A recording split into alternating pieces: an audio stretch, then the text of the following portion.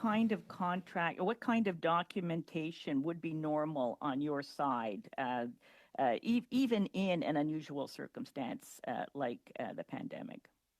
The member's question. So I'll just give you a very specific rundown of the kind of documentation we had for the public health agency work. So in addition to weekly detailed status reports that talked about the specific status of all of our activities, deliverables, meetings that we were undertaking, which we gave in writing to the public health agency, we also had all of our deliverables obviously provided to the public health agency sponsors and the team members that we were working with, and those were all quality reviewed by a secondary partner in our firm to make sure that we were meeting all of our compliance requirements, but also providing the right level of quality and standard to meet the public health agency's requirements. And again, as related to any contracting, of course, the necessary statements of work documentation that would accompany the contracts were all part of the package that we had to provide.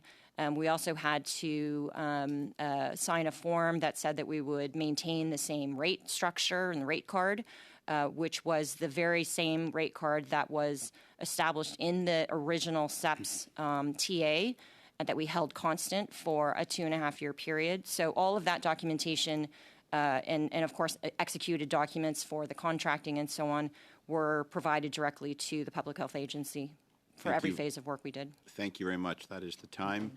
Encore une fois, c'est Madame Sinclair. Once again, the floor is for Ms. Sinclair Desjardins. You have 2.5 minutes, please. Thank you, Mr. Chair.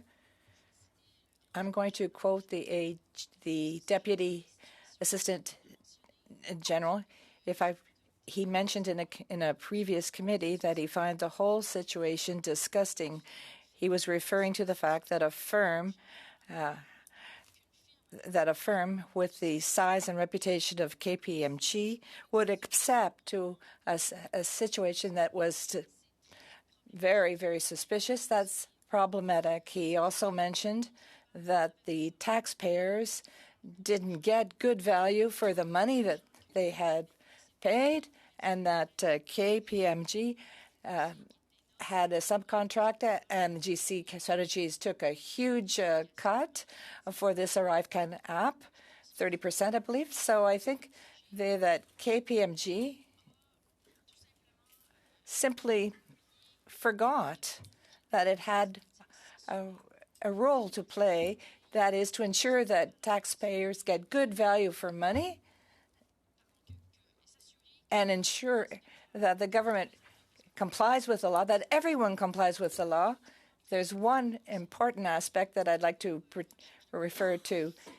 In your risk evaluation analysis, it's surprising that you didn't realize that Kristen Firth, who had several meetings with Mr. Bashir, was also working for Veritag. Veritag was accused for collusion, bid collusion. This was accused by the government. This element should have popped up in your risk and conflict evaluation.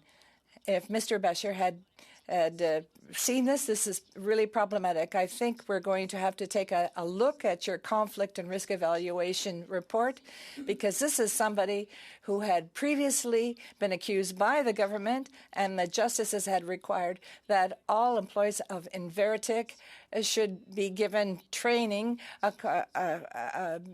with respect to bid rigging, and that Mr. Firth had been previously involved with this issue. So my final question today is, and I would like you to really weigh your words, do you feel that KGPM has a role to play in all this and in ensuring that the law was respected and in ensuring that that taxpayers have good value for money? I would like and I would really have liked to have seen Mr. Bashir here today. Thank you for your question. I'm extremely proud of the work that KPMG performed on the cybersecurity request. I think we provided tremendous value to the citizens of this country.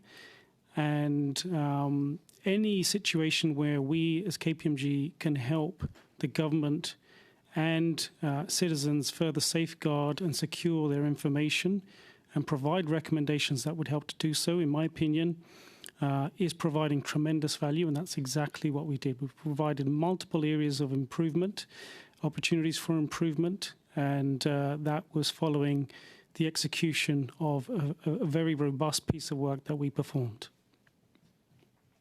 Et voilà, merci beaucoup. Thank you. Desjardins for 2.5 minutes, please. Thank you very much, Mr. Chair. I do want to follow up with Mr. Niger's just comment there. The Auditor General found in finding 1.74, quote, that security assessments were completed by CBSA for ArriveCAN in pre-development environment by subcontractors under GC strategy contracts, assuming that's you, KPMG and several others.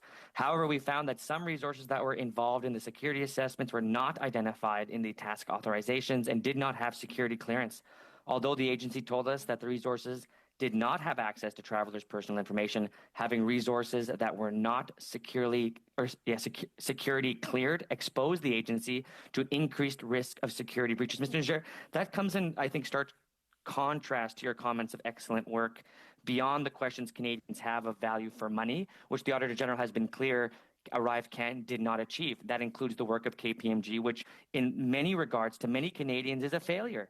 Being unable to rely on our public service in such a way that a private contractor or a subcontract could even refer some work back to the government is a process that is in policy in the Government of Canada. That should there be tasks, authorizations that are of a lower qualification that the government can do, this could actually be done. And it's the responsibility of the government and the contractors to identify those issues and then to refer those issues back to the public service. The Auditor General found no instances of that. So there's three major issues when it comes to KPMG in my mind after today's hearing. One, there was clearly no effective cost for value here, something I agree with the Auditor General. And to your own comments, if you actually agree with the Auditor General's report, you would also agree.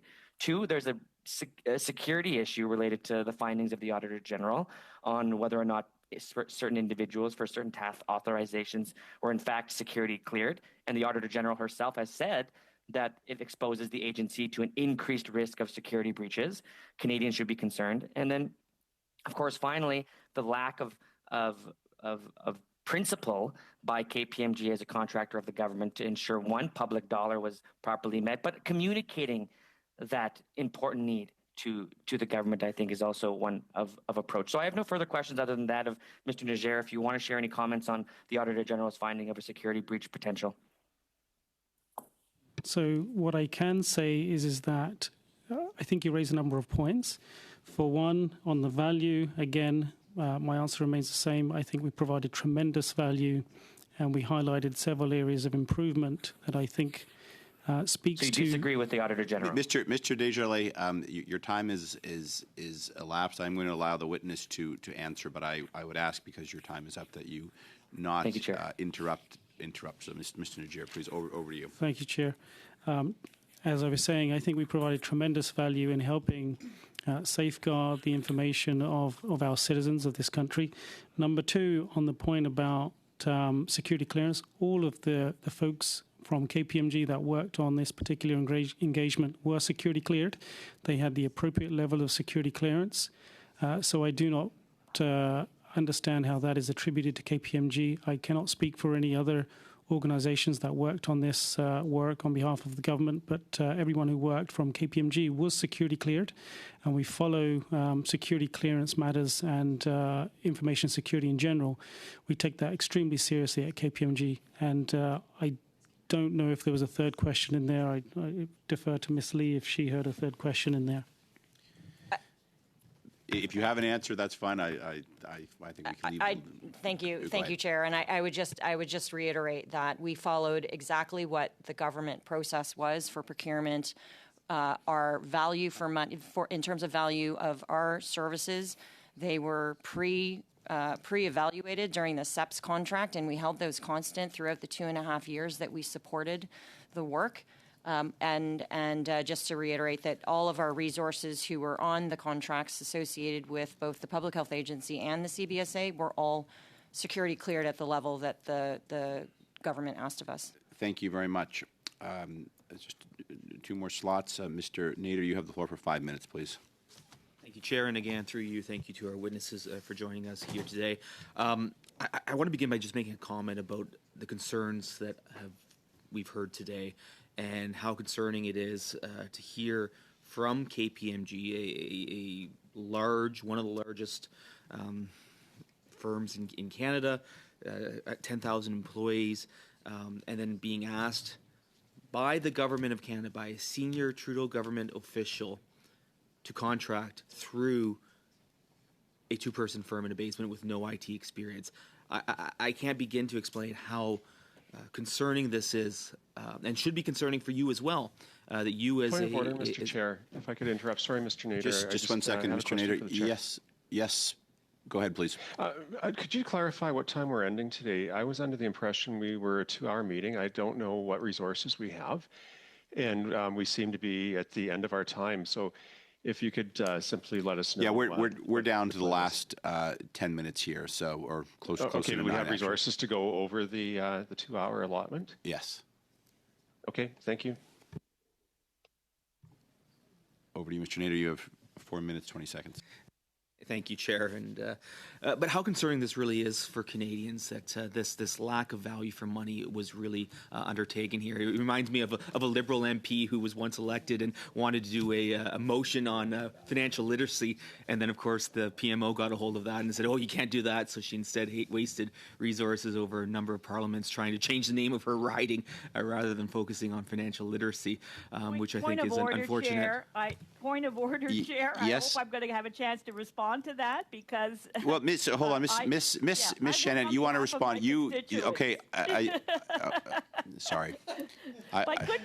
Miss Shanahan, Miss Shanahan, there is a government slot next, Liberals, so you will have a chance to respond however you like.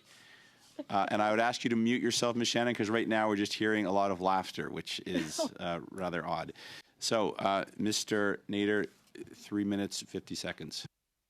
Thank you, Chair. And there is a lot of odd things going on with this Liberal government, so I'll just leave that there. To Mr. Nijar, how many resources did you personally have from KPMG working on the cybersecurity assessments?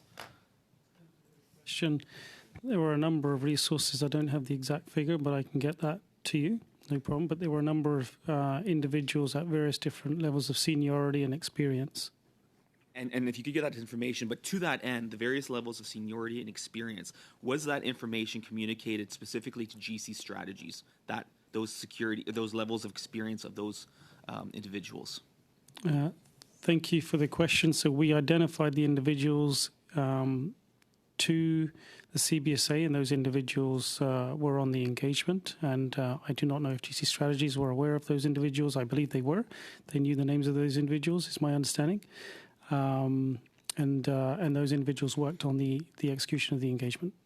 Can we be sure that the individuals and their experience was correctly identified both to GC Strategies and through GC Strategies to the government? We've heard before about them, GC Strategies, falsifying resumes, falsifying information, and providing that information to the government. Can you be sure that your information was correctly provided to the government? Thank you for your question. So I cannot speak to the information that GC Strategy shared to the government, but we provided the names and the experience levels and the security clearance levels of the individuals that were going to be on the project, and they were on the project, and they executed on the completion of the work. Thank you for that, Chair. And in my remaining time, I am going to move a motion that the committee invite Mr. Imran Bashir, KPMG's National Public Sector Cyber Lead, to appear for no less than 2 hours on the committee's ongoing ArriveCAN study, and that the witness be scheduled to appear within 7 days of the adoption of this motion. This motion has been shared with the clerk, and I believe she could will send it out. I'm in a few. I see a couple of hands going. I'm going to suspend the meeting just for 3 minutes. I'll just explain what's going on here. So we have a motion now that we move right into this motion. It is a matter related to these committee hearings. Witnesses, you're welcome to. I'm going to suspend for 3 minutes, then we'll get going in. This can either be wrapped up quickly or something that takes a little bit of time.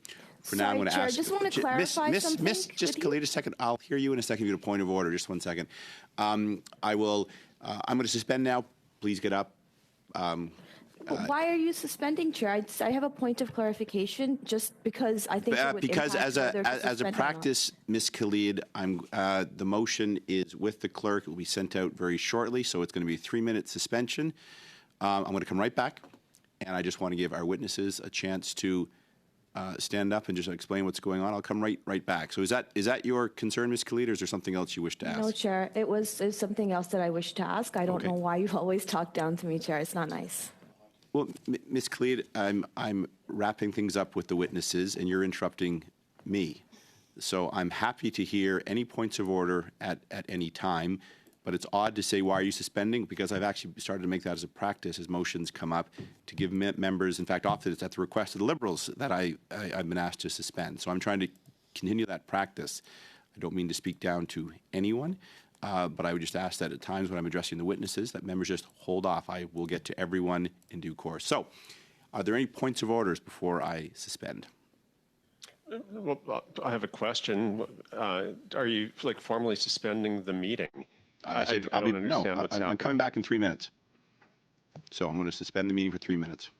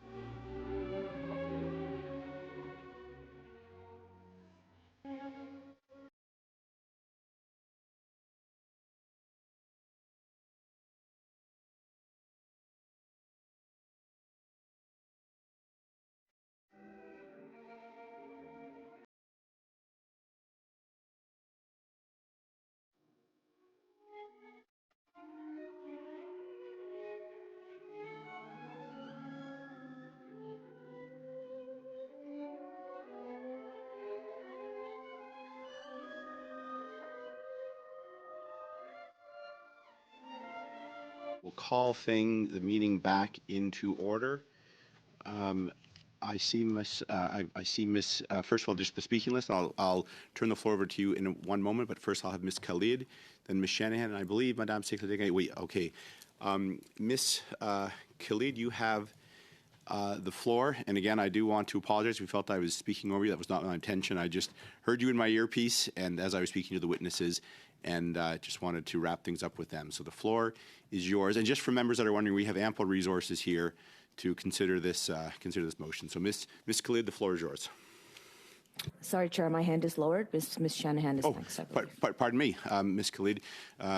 Miss Khalid, do you want to be put on a later moment, or if you do, I'll look for your hand. But so right now, I have Miss Shanahan, then Madame Secretary. Miss Shanahan, over to you, please.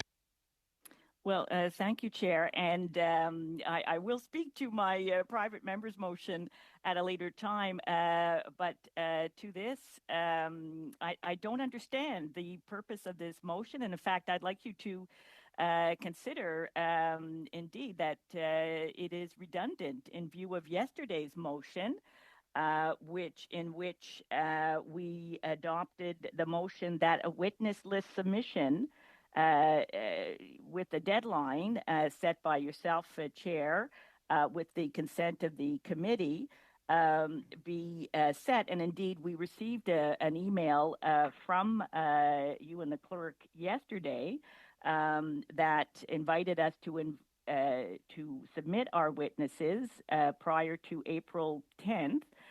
Which is ample time for all parties. So I do appreciate that for us to be able to submit witnesses in due course. So I really don't understand the purpose of this motion, and indeed, I would ask the chair to provide us with justification why this should not be considered redundant, and I just question why indeed Mr. Nader is presenting this motion at this time.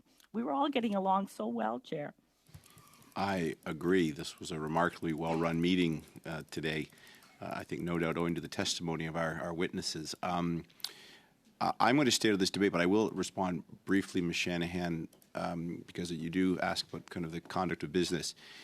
While yesterday's motion certainly establishes some, reestablishes some protocols for witnesses, I don't believe in any way it deviates from the rights of members to bring business before this committee. Obviously, if this motion passes, I would take that as a fulfillment of the desire of a majority of the committee members to proceed, which I think is in keeping with the spirit of yesterday's motion. So I don't believe yesterday's motion, nor do I think it would be lawful for it to cut off avenues that members have to bring business before this committee. So on that, I will attempt to stay out of this debate and direct it. Puis, Madame Sinclair-Desgagnés, vous avez la parole, s'il vous plaît. You have the floor, Ms. Sinclair. Desgagnés. Thank you, Mr. Chair. I would support this motion, but yes, Ms. Shanahan, you have raised a point. We could simply add this person to the list of witnesses. But moreover, I have a question. When we submit a witness list to the subcommittee, and they're the ones that does the subcommittee have to accept each witness? So potentially, if the subcommittee doesn't agree with inviting this witness, Mr. Bashir won't be invited. So that's why Mr. Nader has gone ahead and tabled this motion to ensure that this witness is part and parcel of the list. Did I understand the situation, Mr. Nader? And is that how you understood the motion, Mr. Chair? Commencer avec Monsieur Nader. I'll give the floor to Mr. Nader first. It's his motion. Yeah, very clearly. I mean, this is a motion that we want to see this individual testify. We want to ensure that it happens, and it happens relatively expeditiously.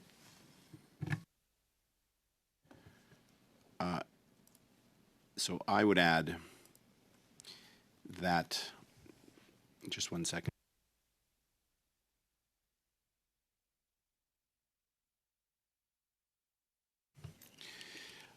I would add that obviously when we discuss witnesses in subcommittee, that is a process where there, as you all know, without getting into the details because meetings are in camera, there's give and take amongst members. Given the formality of yesterday's motion, where I see we now have kind of an allotment per party, we haven't discussed this yet, but I see that as, let's say we agree to a meeting, and the government members have so many witnesses. If they don't provide witnesses, the meeting will still go ahead. We can't have a situation where if someone doesn't provide a witness, a meeting would stop. Today's motion I see is entirely appropriate given the standing orders that it will supersede anything. If this committee decides to hear from this witness, the clerk will immediately, without my direction, move to invite that individual. Now, this could also be dealt with in the subcommittee, which would then bring it back to the committee. So it seems one way or the other we're going to be dealing with this. But this would provide a decision today. If it passes, I should say, the clerk would move to find a time and a location to have that meeting because of the 7-day notice. Très bien. Suivant, c'est Madame Shanahan. Following is Ms. Shanahan, followed by Mr. Desjardins. And just Yes, may I just say, Ms. Shanahan, I'm just going to see how this goes. There is still a government member to hear from, and Mr. Nader has just under 2 minutes on the clock. But if this is going to go on for a while, I might come back to members about excusing the witnesses. But Ms. Shanahan, you have we're not there yet. Ms. Shanahan, you have the floor, please. Yes, Chair. So I further want to speak to the motion because there seems to be a misapprehension about the motion, which is yesterday's motion, which was adopted. So members had ample time to discuss it at that time. That it's so that meetings would be scheduled with the consultation and consensus of subcommittee and committee. However, this committee proceeds under your guidance, Chair, and that because we were venturing into these unknown waters as far as the Public Accounts Committee goes into, having numerous meetings and witnesses from outside. The scope of the usual, Auditor General officials and government departments, that each party have the opportunity to invite witnesses, which you have with the clerk have already provided us the opportunity to do in this scope with ample lead time to April 10th.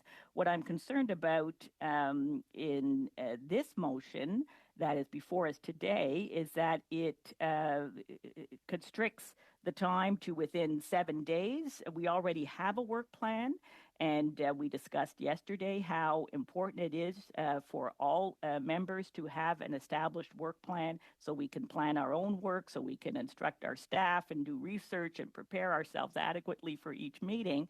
And now it looks like we're going to have an extra meeting to accommodate this request and indeed it could be requested, it could be accommodated very easily within the normal practice used by other committees and which was adopted yesterday in yesterday's motion. So, Chair, to you, please tell us what this would mean for our work plan schedule, because we were very pleased to receive that work plan yesterday at 8:43 from the clerk. Thank you. Thank you. I am trying to stay out of this as much as possible. So, Ms. Shanahan, it's not uncommon for committees throughout this building to have all kinds of schedules and work plans, but if a motion comes up and it is passed, that obviously would change a work plan that was set, and so that's the reality of this in any motion. I don't think I certainly don't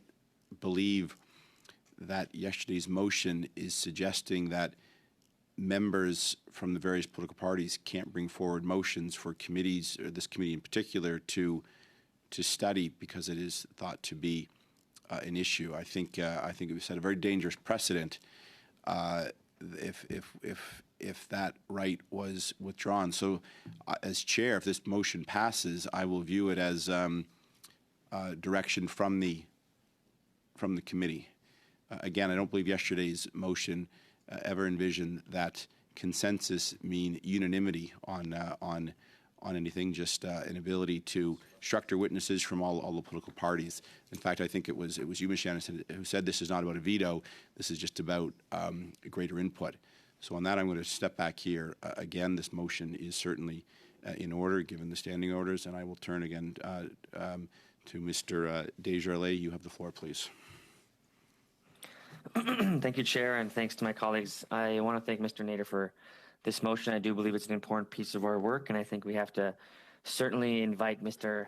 Emran in consideration of the questions we heard today from KPMG. He is the individual. We know that following my question about a discovery meeting that was submitted is the individual who actually met with GC Strategies at the time of contract discovery. And so I think it is part and parcel and very important to this work that we invite him. And I do support the motion in its principle. The part that I'm confused about is that I think we actually probably have to go to subcommittee on is related to the witness be scheduled to appear within 7 days of the adoption of the motion. I know we reviewed the calendar just yesterday morning, and we have scheduled a subcommittee meeting on Tuesday. So it's really, I'd really seek your advice, Chair, on how you want to do this properly, considering that we do have a draft agenda now. This is an additional meeting request. We have only a few days. This motion demands 7 days of the adoption of the motion. Would this mean that whatever work you've done to summon witnesses for our ArriveCAN meeting, this would join that list of witnesses for next week? Or would this mean we would have to postpone that the meeting you intended to have for ArriveCAN in reserve for next week, postponed? And so I just don't know how much work you've done on next week's meeting schedules and witness secondment before making this kind of decision, because I think you understand, Mr. Chair, the procedural difficulty this presents.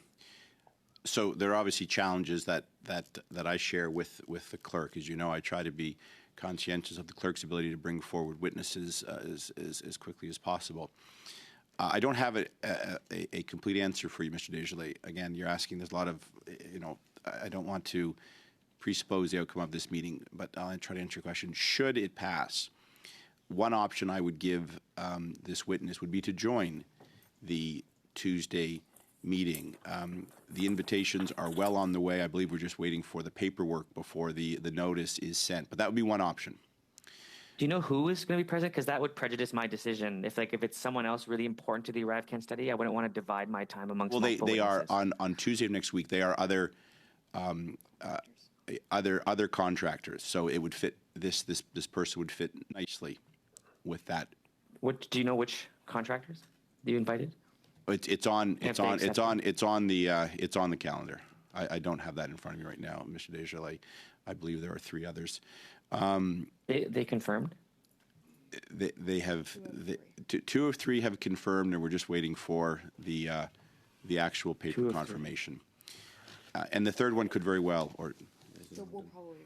yeah, we expect three of the 3. So one option would be to add the KPMG here. It would not be my intention, Mr. Desjardins, to upend the Thursday meeting on the Indigenous issue. This motion would probably force me to try to find another time. Having said that as well, the committee has always been gracious with both the clerk and the chair that if 7 days does not work for the witness, that I have flexibility to find another time. Obviously, the Tuesday deadline could be too tight for this witness, and if that was the case, I would expect that and then find another time.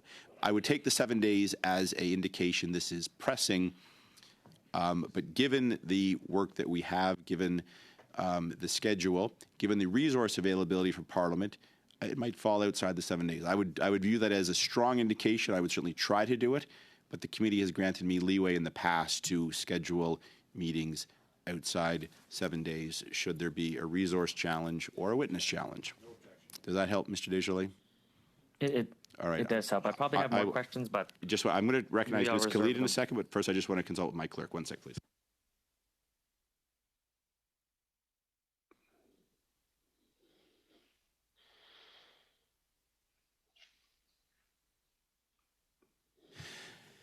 Very good. Ms. Khalid, you have the floor, please. Thank you, Chair. So just to answer Mr. Desjardins' question, I had the work plan right in front of me. So the witnesses invited are Amazon Web Services, Inc., Microsoft, Inc., BDO Canada, LLP, for for the next meeting for the 9th of April. Chair, I understand and appreciate what you're saying.